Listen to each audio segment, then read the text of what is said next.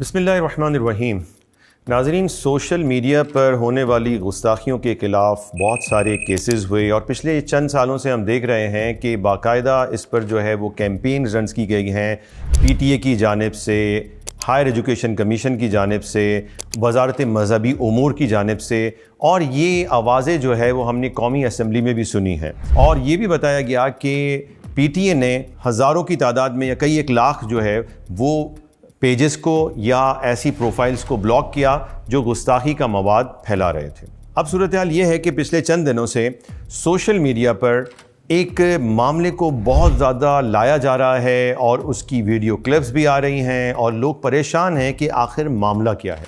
तो नाज़रीन, आज हम इस बात को समझने की कोशिश करते हैं कि ये आखिर हो क्या रहा है, क्या किया जा रहा है, क्या करने की कोशिश की जा रही है। लेकिन जब भी कोई कानून बनता है तो किसी वजह से बनता है। कोई वाक़या होता है, कोई इवेंट होता है तो कानून बनता है, या वो कानून तब्दील किया जाता है या वो कानून को ख़त्म कर दिया जाता है। तो वाक़यात और इवेंट जो है वो किसी भी कानून के होने ना होने के लिए ज़रूरी होते हैं। हम ये देख रहे हैं और ये बिल्कुल ओपन सीक्रेट है, ये कोई मतलब ढकी छुपी बात नहीं है। इंटरनेट पे जाके सर्च करें, आपको मिल जाएगा कि यूरोपीय यूनियन एंटी ब्लास्फेमी लॉ है और यूरोपीय यूनियन ने पाकिस्तान को एक फैसिलिटी दी है, वो है GSP+ की। यानी पाकिस्तान जो है वो यहाँ से जब चीज़ें एक्सपोर्ट करता है यूरोपीय ममालिक में तो वहाँ पर उन अशिया पर ड्यूटीज़ नहीं लगाई जाती। तो इस वजह से पाकिस्तान को बहुत अच्छा रेवेन्यू जनरेट करने का मौका मिलता है। लेकिन इसके एवज़ यूरोपीय यूनियन पाकिस्तान से ही डिमांड करती है कि आप जो है वो हमारी ये 27 कन्वेंशंस हैं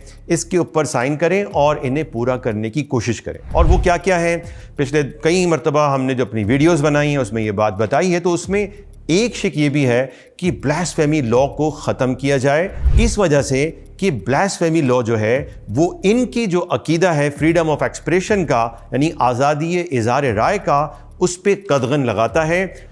ये यूरोपियन यूनियन की एक डिमांड है जो वो पाकिस्तान से करते हैं। और चूंकि आपको मालूम है कि पाकिस्तान में ऐसा होना इतनी आसान बात नहीं है, और आपने देखा जब भी इसके बारे में कोई कोशिश की गई है तो पाकिस्तानी अवाम इस बात पर बिल्कुल मुत्तफ़िक है और एक पेज पर है कि हम नबी करीम अलैहिस्सलाम की गुस्ताखियों को किसी तौर बर्दाश्त नहीं करेंगे और तहफ़्फ़ुज़ कानून नामूस रिसालत 295C को हमेशा प्रोटेक्ट करेंगे।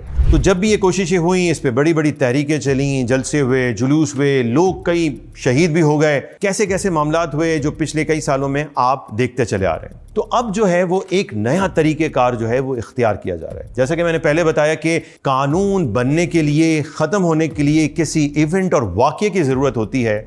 तो अब एक इवेंट और वाक़या क्रिएट किया जा रहा है, फैब्रिकेट किया जा रहा है, आर्किटेक्ट किया जा रहा है। ये फिलॉसफी में बात बड़ी मशहूर है कि हीगल जो एक फिलॉसफर था उसने अपनी एक थ्योरी दी थी।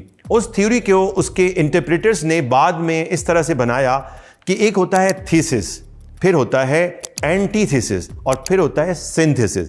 यानी आप अपना नतीजा हासिल करने के लिए पहले दो कज़िये खड़े करते हैं। यानी अगर हम इसी केस को ले लें तो इसको यूं समझें कि पहले खूब सोशल मीडिया पर इन्हीं कुव्वतों ने जो चाहते हैं कि ब्लास्फेमी लॉ ख़त्म हो, ब्लास्फेमी को बढ़ाया। चंद सालों में जब ये ब्लास्फेमी बढ़ना शुरू हो गई तो फिर रद्द अमल आना था, और उसका रद्द अमल ये था कि कानून हरकत में आए और कानून जो है वो गिरफ्तारियां हों और लोग जो है वो अदालतों में जाएं, अदालतों के बाद जो है वो जेलों में जाएं, और एक जो है वो बहुत बड़ा तबका जो है वो इस तरह से यहाँ पर जमा हो जाए। और यही सूरत हाल, ये इवेंट, ये वाक़या यहाँ पर हुआ कि सोशल मीडिया पर गुस्ताखियाँ रुकी नहीं, लोग गिरफ्तार होते चले गए।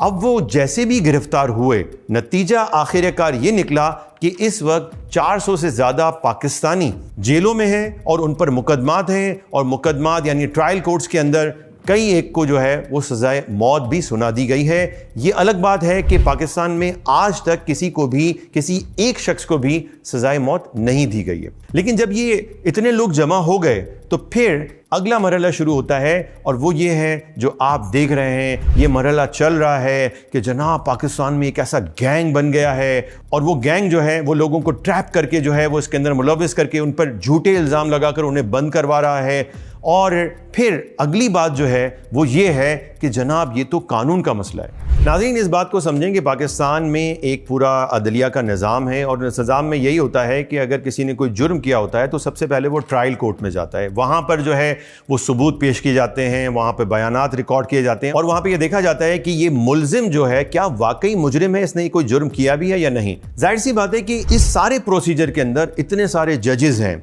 इसके बाद वकला हैं, फिर पुलिस है, फिर FIA है, फिर गवाह हैं। तो क्या आप समझते हैं कि मुख्तलिफ शहरों के अंदर ये पूरी जो प्रोसीडिंग्स चल रही हैं पिछले 4-5 सालों से, क्या वो सारे के सारे ही जो है वो बिके हुए हैं या वो पूरा का पूरा गैंग है? तो फिर हमारी हुकूमत क्या कर रही है? इन सैकड़ों केसेस में अगर किसी को कोई एतराज़ है तो वो ट्रायल कोर्ट में जाए और वहां पर जाकर अपने एतराज़ करे, वहां पर जाकर जो है वो हाई कोर्ट चला जाए, हाई कोर्ट में जाके एतराज़ करे, केस टू केस बात करे, केस टू केस दलाइल पेश करे, सबूत पेश करे। लेकिन ये क्या बात है कि आप एक साथ जो है वो सैकड़ों केसेस को जो है वो एक ही खाते में डालकर और सबको कह रहे हैं कि ये जाली केसेस हैं। ऐसा होना अक्ल की भी खिलाफ है। और जो चल रहा है मामला आप सब देख रहे हैं कि यहां पर कैसी कैसी जालसाजियां हैं। ये सब बातें ऐसे लगती हैं यहां पर कोई प्लान आर्किटेक्ट हुआ है कि जो ये चाहता है कि कानून नामूस रिसालत की अहमियत को, उसकी प्रोसीजरल अहमियत को लोगों की निगाह में कम किया जाए और किसी न किसी तरीके से इससे बदनाम करके ये जवाब खड़ा किया जाए कि भाई हमें जो है वो इसमें ये करना है, हमें वो करना है। तो ये बात मैं वाज़े कर दूं कि पाकिस्तान के हुक्मरान हों, चाहे पाकिस्तान में मौजूद वो सेकुलर और लिबरल तबका हो जो ब्लास्फेमी लॉ को ख़त्म करना चाहता है, वो कान खोल कर सुन ले कि पाकिस्तान की अवाम बल्कि बच्चा बच्चा वो तहफ़्फ़ुज़ है कानून नामूस रिसालत का मुहाफ़िज़ है और उन्हें किसी भी तरह से इसे गैर मौसर करने की इजाज़त नहीं देगा। लेकिन आप इस मौके पर तहफ़्फ़ुज़ नामूस रिसालत के लिए खड़े हो जाए। बल्कि अगर कोई इस कानून को बदनाम करने के लिए जाली मुकदमात करवा रहा है तो कमीशन में नहीं, सिर्फ ट्रायल कोर्ट में उसके सबूत पेश किए जाएं, हम उनके खिलाफ भी यकीनन खड़े होंगे।